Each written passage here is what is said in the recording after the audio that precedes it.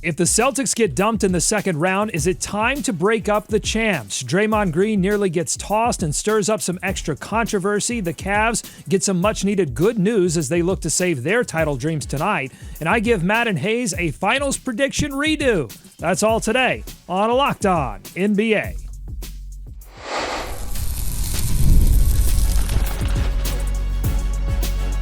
You are Locked On NBA, your daily NBA podcast.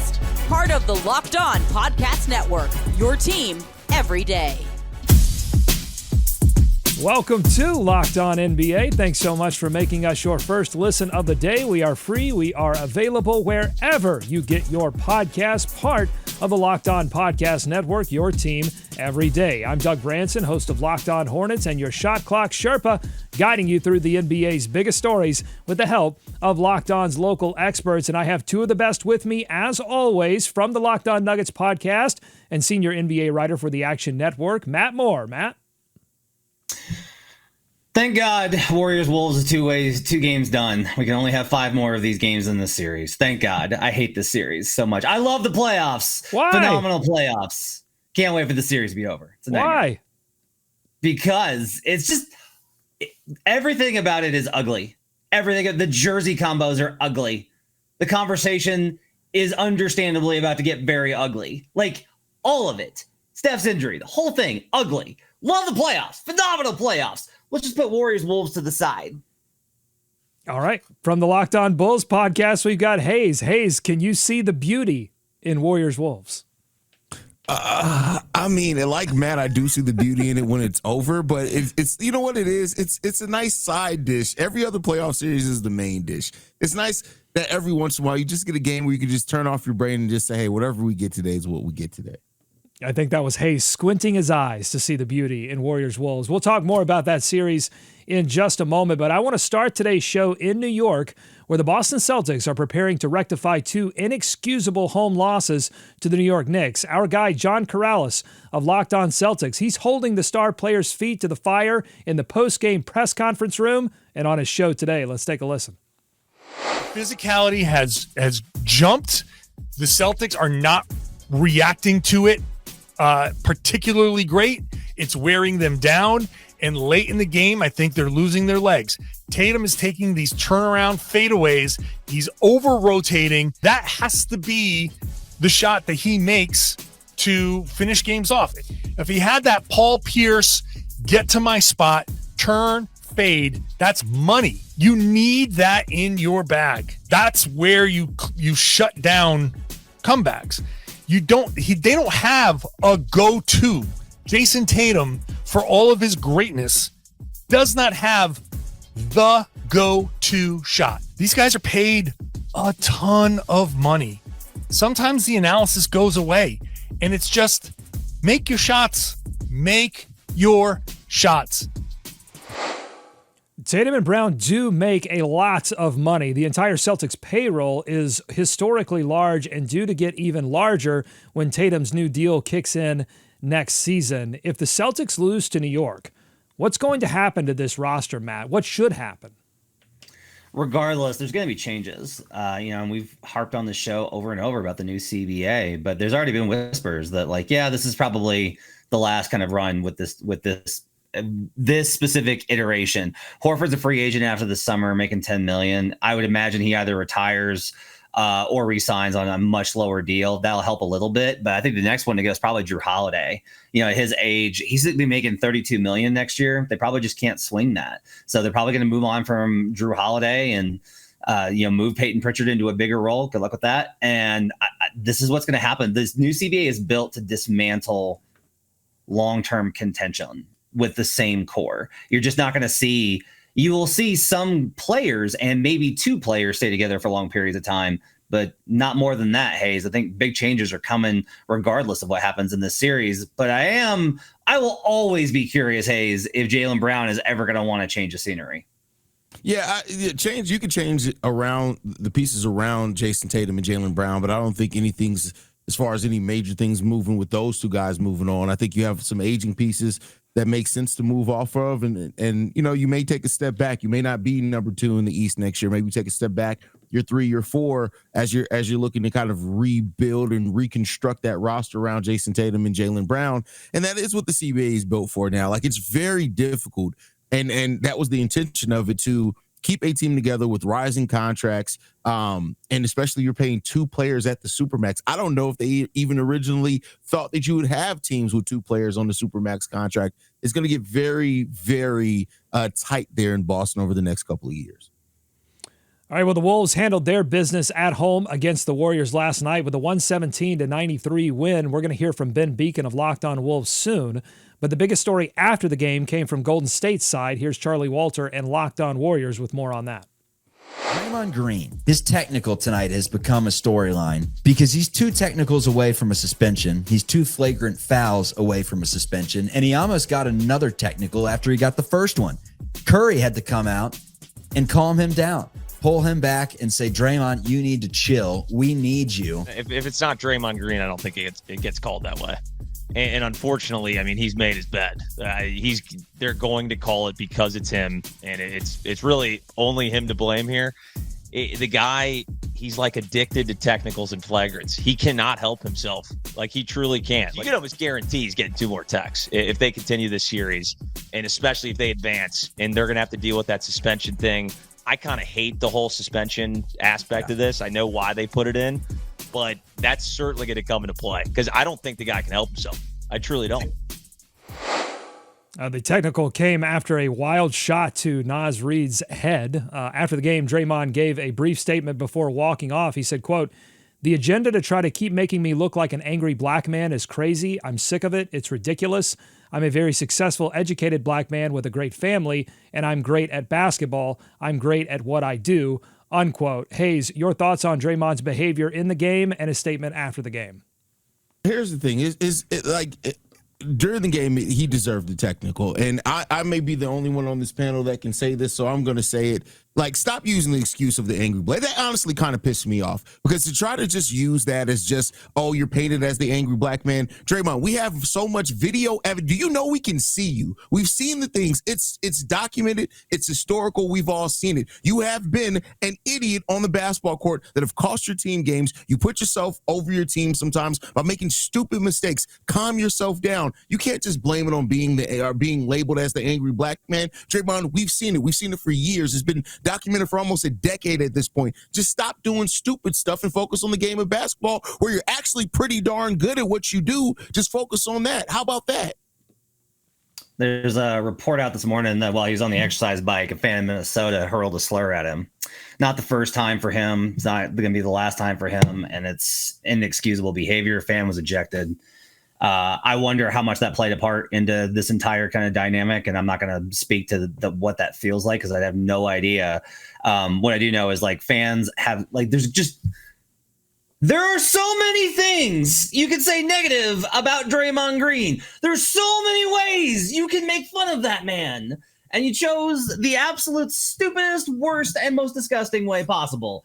I just wind up feeling like this is a gross situation all around. Draymond continues to be out of control. I do find it weird that Warriors fans continue to be like, oh, this is just totally unfair. Draymond gets treated so unfairly. And the rest of us are like, he walked over and MF the official like 17 times to his face after it too, begging for an ejection there. And they continue to give him just impossible grace in these situations. It's absolutely wild.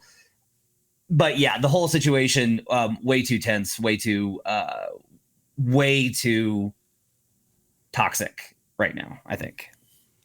Who's treating Draymond Green more unfairly, the officials or the officials within the Golden State Warriors who continue to excuse this behavior after these games? I mean, I feel like there's a little bit of, had that not happened maybe earlier in his career, we probably wouldn't be where we are today, right?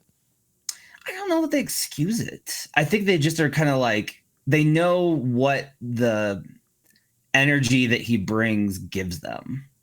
And it's like this healthy tension. And I think given the success, it's hard to argue that it's a net negative. Like, this argument was kind of posed a couple of years ago by Ethan Sherwood-Strauss when he was covering the team. But I don't necessarily think that the net balance is negative for them. I think that having a guy like Draymond that toes the line and creates tension is good. It's when he goes over the line, like punching Jordan Poole and getting ejected from the finals. Like, this is, you have to kind of accept you're going to live with the negative consequences. That balance has always been a part of it. It was like this with Rodman. It was like this with other guys, with Draymond's kind of archetype throughout the course of NBA history, where these guys that toe the line, and there's the net, you have to determine whether it's a net positive or negative. And it's always been just enough positive at times, or massively positive enough to keep Draymond, I think, around. Hey, it's final word. He's a great player. Like, Draymond is great at what he does, and the edge that he brings has been part of the identity of that Golden State Warriors, and why they've been able to win titles. So yeah, it's just, you just got to keep that edge controlled. You can't keep letting it go overboard. Matt said it perfectly. Like, go up to the line, get as close to the line as possible. Just stop crossing the line. All right, coming up on Locked On NBA, we're going to stick with this Warriors-Wolves series. We'll hear from Ben Beacon of Locked On Wolves, his thoughts after the Wolves get a 22-point playoff win. Plus, the Cavs, they finally get some good news on the injury front. We'll tell you who's back and how much it's going to matter in Game 3 against the Pacers. Plus, our favorite things of the week coming up later on in the show on Locked On NBA. Today's episode of Locked On NBA is brought to you by DoorDash. NBA fans, it's playoff season, and DoorDash is turning big-time buckets into big-time bites. With Dash Pass, you can cash in when the stars show out. It's called They Swoosh, You Score. Anytime a player drops 50-plus points in a playoff game, Dash Pass members score a free 3-piece Crispy Tenders combo from Wingstop the very next day. Just place a $20 or more order and use code WINGSTOP50 and you are eating good. Offer valid from noon to midnight next day. Terms apply. My go-to after a big game, I got to get some wings. I got to get my highlight replay playlist ready to go. This deal makes it even sweeter. Dash Pass means $0 delivery fees, perks like this, and savings all postseason long. Don't miss out. Sign up for Dash Pass and be ready the next time someone drops 50. That's Dash Pass, your door to more flavor, more savings, and more ways to win. More Locked On NBA ahead. Thanks for making Locked On NBA your first listen every day. Let's shift things back to what happened on the court and hear from Ben Beacon of Locked On Wolves, who doesn't sound as impressed as you may imagine after witnessing a 22-point playoff win. Golden State got it down to 7 in the third quarter, and it actually didn't feel like a super dominant Timberwolves performance despite the score. Jimmy Butler didn't look like he was terribly interested in scoring in this game. I don't know how he ended up with 17 points on 13 shots, because he really looked kind of disinterested, especially I think he had 3 points at halftime, maybe 5 points, and Jaden bothered him early. I think maybe Jaden did block a shot off Jimmy in the post early in the game. Maybe that spooked him. The length of Jaden McDaniels, and Jimmy doesn't want to be physical like he used to be in his younger days.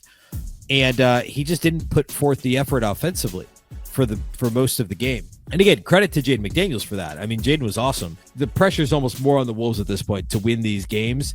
All Golden State's got to do is split the next two, and they feel pretty good. Minnesota's really got to win them both, because you don't want to go into a 3-game series with Steph back and healthy. Hayes, did you see enough from the Wolves last night to convince you that they could finish this in 5? Or maybe you want to turn around and say you didn't see enough from the Warriors to convince you that they could hang around for a Game 6. Yeah, I mean, the way that the Warriors played last night, I think, is a bigger concern than I feel more concerned about their play than I feel positive about the Wolves play, if that makes sense. Like, the Golden State Warriors yesterday, the fact that Jonathan Kuminga came in and led your team in scoring coming off the bench when he hasn't even really been playing in the series. You had Jimmy Butler and Buddy Hield combined for like 31 points, something like that. You're going to need more than that with Steph being out. So the Warriors are going to have to figure out a way. And I know Buddy Hield's a player that can get hot and then he calms back down. He cools off. That's just who he is as a player. But you're going to need him to really, over these remaining 2-3 games that Steph's going to be out, you're going to have big performances from him if you're going to have to win there. So while I like the Wolves defense, I love how they can play at times. I know Ant went down too. He hasn't had the crazy game yet. That's probably coming down the pipeline. I haven't seen enough from the Warriors for me to feel like, regardless of how the Wolves play, that they can't still win these next 3 games. some of these guys the Warriors are playing, and like Quentin Post started and played 3 minutes and 18 seconds and was a minus 13. Was minus 13 in 3 minutes. Gary Payton and Moses Moody combined to go 0 of 7. Each were minus 13 as well. Pods won his minutes by 1. He was the only Warrior that actually won his minutes in 33 minutes played. But that to me is kind of telling, right? For the 33 minutes the Pods was on the floor, the Warriors were +1. They were in this game, despite Jimmy not being aggressive, despite terrible performances from the role players who will play better at home. This wasn't enough, man. Like, this wasn't enough from the Wolves. And this to me it's maybe unreasonable for me to expect them to blow out Golden State. But this is the problem. If you let them hang around, that's what they want. Like, they just want to get you into the mud and then smother you and then crawl their way out at the end. That's how Golden State wants to win these games. So no, the answer is no. I wasn't impressed with the Wolves enough to think this is going to go 5. I think the Warriors are going to get 1 at home, and then we're at game 6 back in the Bay with Steph Curry back in the lineup, and then all hell is going to break loose.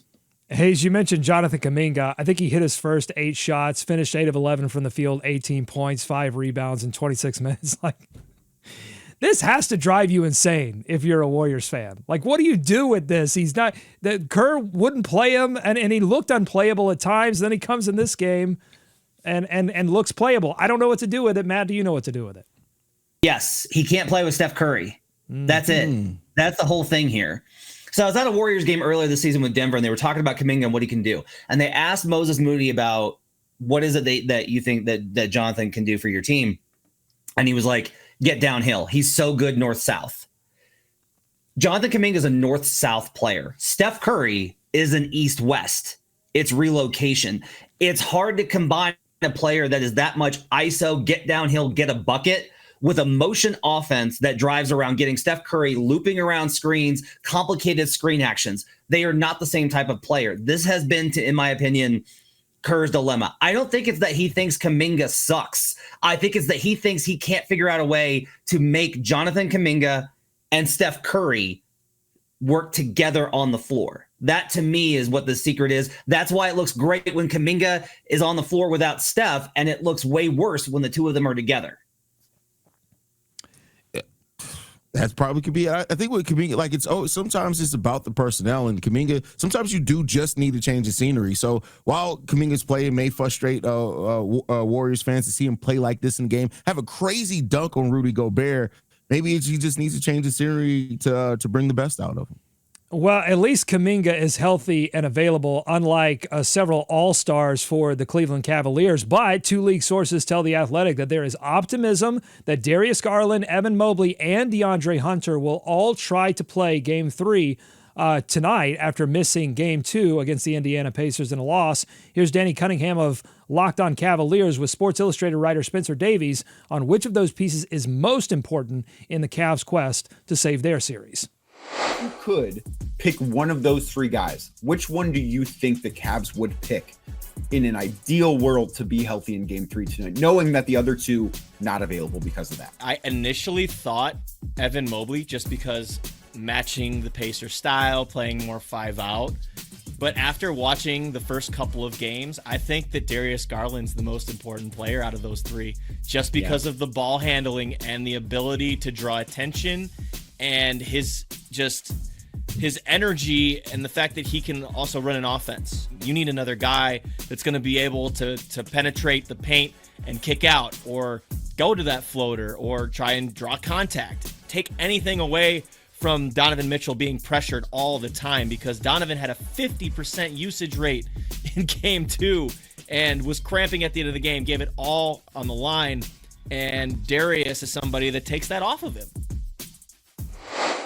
Okay, Matt, you are vigorously shaking your head no during that clip. What are your thoughts on Darius Garland being the most important player the Cavs are getting back tonight? Their problem is not offense. That's not their problem. The Cavs got to stop trying to win this with offense. This is what they're trying to do. Is they're like, we're the best offense in the league. We're just going to outscore everybody. Guys, you got like a 120 offensive rating. You're getting killed on defense. With Sam Merrill on the floor, you're giving up 129 per 100 possessions. That is not survivable. You have to get wing defense on this team so that you do not have them. Andrew Nembhard ran twice as many pick and rolls in game 2 as Tyrese Halliburton did. I went back and was like, wait, why? It's because they're attacking Merrill on whoever he's on. If it's Hallie, they move with Hallie. If it's Nembhard, it's Nembhard getting downhill. You got to get wing defense. I know this sounds crazy, but Hayes, but I'm not kidding. They need DeAndre Hunter. They got to have that reliable guy. They need a rotation of Okoro and Hunter managing their wing minutes alongside Strus, because their problem right now is not on the offensive end, it's defense. I do think that I agree that their biggest problem is on defense. Like, you don't want to match how the Indiana Pacers, if you try to match them with offense, you're playing into what the Indiana Pacers want you to do, and they're going to be better at that, I think, than you with them having the momentum right now. So I was surprised to hear that they think getting Darius Garland, like, make no mistake, Darius Garland coming back is going to be huge for you. I love watching them play basketball, but to me, you want Evan Mobley in there. You want that defensive anchor in there. You want some deterrent from his ability to switch, his ability to protect the rim, all the things that he does, some even those that don't show up on the stat sheet. Defense is where I'd be focused at if I was the Cleveland Cavaliers, not trying to match what the Pacers do offensively, because I think if Donovan Mitchell can get you close enough with the way the performance he's able to have, you need more defensive players out there. You need more defense, and I think that's what could help them win against the Indiana Pacers in a game that is, make no mistake about it, this is a must-win game. They're plus 9.1 in the series with Isaac Okoro on court net rating. They're minus 14.7 with Sam Merrill on the floor. I love Sam Merrill. Who doesn't love Sam Merrill? But we need more of Isaac Okoro, the other wings, DeAndre Hunter, and of course, Dean Wade. More Dean Wade. Always more Dean Wade. Well, hopefully for the Cavaliers, they aren't forced to make any of those decisions. They get all 3 players back so that we can get a more educated look at this series, at what Cleveland's capable of, at what the Pacers are capable of, so that we can all make a better decision about who our true finals contenders are. Speaking of, coming up on the Locked On NBA podcast, I will ask Matt and Hayes to reevaluate their finals predictions after a crazy start to the second round, plus our favorite things of the week. That's all ahead on Locked On NBA. Today's episode of Locked On NBA is brought to you by Amazon Fire TV. Did you know that your Fire TV is also an Xbox? With the Fire TV Stick 4K, you can play top Xbox titles, no console required. Just grab your controller, sign in to your Xbox Game Pass Ultimate subscription, and dive into games like EA Sports College Football 25, Call of Duty Black Ops 6, and more. It's gaming made simple. With Wi-Fi 6 support and auto low latency mode, gameplay is smooth and responsive. It's perfect for competitive players. And if you're always on the go, Fire TV Stick 4K is way more portable than a console, so that you can game or stream wherever you are. Head to Amazon.com/Fire TV Locked On to get started today. Xbox Game Pass Ultimate subscription and compatible controller required. Available on select Fire TV devices. Turn your television into a gaming hub with Fire TV. More Locked On NBA ahead. Thanks again for making Locked On NBA your first listen every day. It was a crazy week. We're all here on a Friday taking a breath, but there's not much time to do that because games continue all through the weekend. Make sure you're checking out Locked On NBA Game Night for every game every night. Cavs and Celtics both in a deep hole. Warriors and Wolves, they've got some hobbled stars. OKC looked human for half a second. So I'm going to give Matt and Hayes an opportunity to reevaluate their finals predictions. Hayes, you're up first. Who do you think is going to make it all the way to the end? Us? I can only guarantee that us here at Locked On NBA are going to make it all the way to the end. That's the only guarantee that I have. You better knock on wood, sir. No, but you know what? It could really, there's no combination that anybody could put here that doesn't have some level of validity to it somewhat. But I'm going to go full chaotic on this. The Indiana Pacers are making it to the NBA Finals. Whoa! I'm going full chaotic on it. The Indiana Pacers are going to make it to the NBA Finals. It's going to be the Pacers versus the Thunder, and they're going to get completely murdered. But that's who I'm picking to make the NBA Finals. I want to go there. I'm so mad. You stole it. You stole the Pacers from me, and I can't have us both say the Pacers. Okay, so I'll go the opposite way. It's going to be Wolves Celtics. That's what's going to be the NBA Finals. And I think it's going to be a 7-game series, and I think the Wolves win in the 7th game in Boston. That will be my prediction right now for the NBA Finals. Wow. That's quite a prediction. Before I ask you about what the Wolves would need to do to take down the Celtics, maybe I'll save that for another show. What's going to be the advantage for the Wolves over the Thunder, who looked, I mean, they did look human for a second, but then went full mutant in game 2.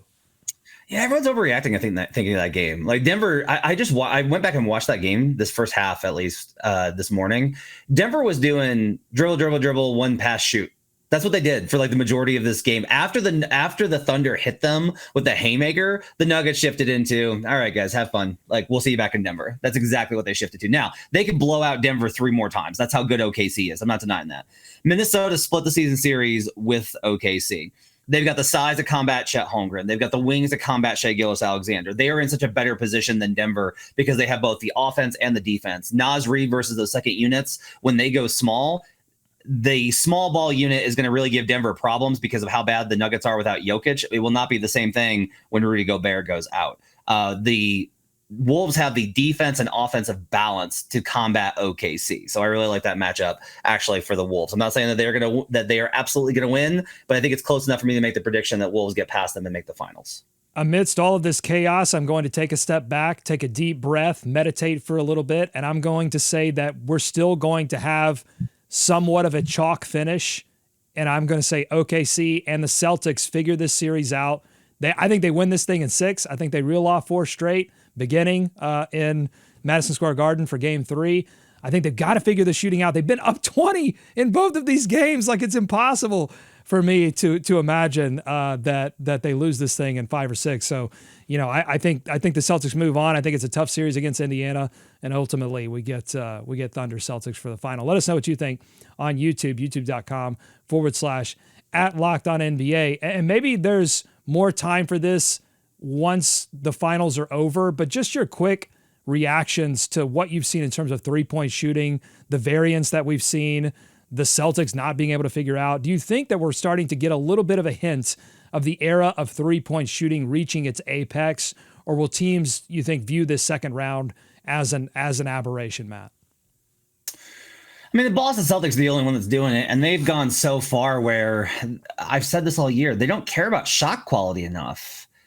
If it's a 3, it's good. Pull up threes are not good, even if they're uncontested. If you dribble off of a screen and you're shooting volume pull-up threes, your efficiency on that is not going to be enough to compensate for what you need there, even though it's more efficient than a pull-up mid-range 2 off of the pick. Like it's more efficient than that, but it's not as efficient as a layup.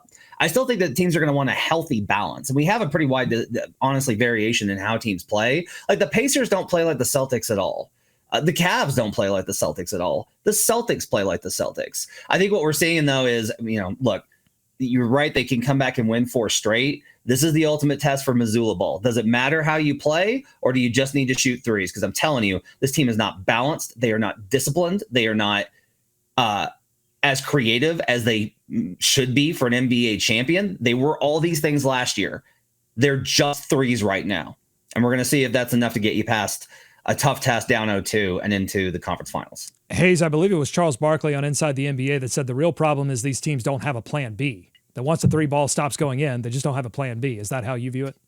Yeah, I mean, especially the Celtics specifically, they don't attack enough. It's just 3-point shooting. I think that era does need to die. Now, we say this in round 2, and if the Celtics come back and they still win this series, and then they go on in the Eastern Conference Finals, and you know what they are? They're button mashing. It's just 3-point shots. That's what it is. For my people who love to play fighting games, they button mash 3-point shots. That's what they do. And if they have a great series in the Eastern Conference Finals where they go in again, everybody will be singing the praises again. That's how it goes. And listen, in the Mortal Kombat tournaments of our youth, sometimes the button mashers won. And a lot of times the button mashers won. And it was infuriating, but that's what happened.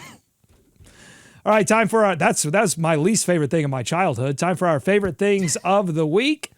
Hayes, kick us off. What was your favorite thing of this week? This, I know this is an easy answer, but it's just good basketball, man. It's just been some really good, fun, unpredictable basketball. Close. And it's been so fun to watch this, man. And also, like I said, because I'm replacing my hate of the Clippers with the Cavaliers, seeing the Cavs go down 0-2 has been music to my ears. I love seeing Cavs fan tears. That's what's in my bottle right here. Oh my I appreciate God. it. I started off the show saying I literally hate an entire series, and Hayes is wrapping it up on the hate watch. We got to be more positive here. I think the basketball has been absolutely tremendous. I think for me, it's just this run by the Pacers. This team has been so fun. They're so under the radar. Like, I don't want to even pick the Pacers because I don't want to jinx it. Do you have any idea how great it would be to see the Pacers in the finals after what this franchise has been through? Like, Indiana is so huge in the basketball, and they built this team, I think, the right way. And they're so fun and they're so different. And Rick Carlisle is like putting on a masterclass in these playoffs. You realize how great Rick Carlisle's coaching career has been? Like, everyone thinks of him for the 2011 title. This dude was absolutely phenomenal in the early 2000s with the Pacers and the Pistons and then the Mavericks. Like, I just love this Pacers story so much. This has been such a great year for these type of markets. I love to see it. It's just absolutely terrific. Watching Halliburton do what he's done so far and look so cold in these clutch moments, ice water in his veins, looks so calm, cool, and collected. It's easy to forget that, like, earlier in this season, he was all in his head by his own admission, and he was vulnerable and he opened up about it. And to see his evolution into what he's become in these playoffs, where nothing, even being called the most overrated player in the league, nothing seems to be getting to him. That's really cool to watch. My favorite thing this week, I'm sure you saw the stat that the Celtics were the first team in the play-by-play era to blow 2 20-point leads in the postseason. A lot of people raised an eyebrow at that and said, wait a minute, I've been watching basketball for a while, and I grew up in the Doc Rivers coaching era, and he's coached a lot of blown playoff leads. That can't be possible. But Derek Bodner, who covers the Philadelphia 76ers, had to set the record straight, posting on Blue Sky. If you're seeing this stat and saying to yourself, I lived through the Doc Rivers era, I know this had to have happened before. Doc Rivers and the Celtics blew leads of 26 in Game 5 and 18 in Game 4 in 2021. So they just missed out on that dubious distinction. They blew a double-digit lead in games 5, 6, and 7 in the bubble versus the Nuggets with Doc. Just... How did the Bucks reach the decision to hire him? Like, how did they decide to hire him? My least favorite thing, by the way, is the NBA on NBC bringing back a dead guy's voice. Like, who is that for? What are we doing? We don't need to, like, AI can do some fun things for humanity. We don't, like, who is that for? Why are we doing that? And by the way, I've heard Kevin Harlan's voice on some of these podcast ads, and I'm pretty sure that's AI too, because he never says he's Kevin Harlan, and I'm onto that Kevin Harlan AI voice in some of these podcast ads. Okay, so but imagine having Kevin Harlan as your personal AI assistant in the future. Like, you nail that meeting, you get done with that accounting meeting. Oh, with no regard for human life. Like, imagine. All right, fine. You sold me on it. If you like what you heard today, subscribe to Locked On NBA wherever you get podcasts, including on YouTube. Thanks to Matt and Hayes for their expertise every day. Thank you for making Locked On NBA your first listen every day. For your second listen, check out Locked On NBA Game Night, every game, every night, even on the weekends, until an NBA champion is crowned. Get local analysis on a national scale. Find NBA Game Night on this feed, YouTube, wherever you listen to podcasts. Enjoy tonight's action. Enjoy this weekend's action. Be kind to each other, and we'll see you right back here next week for more Locked On NBA.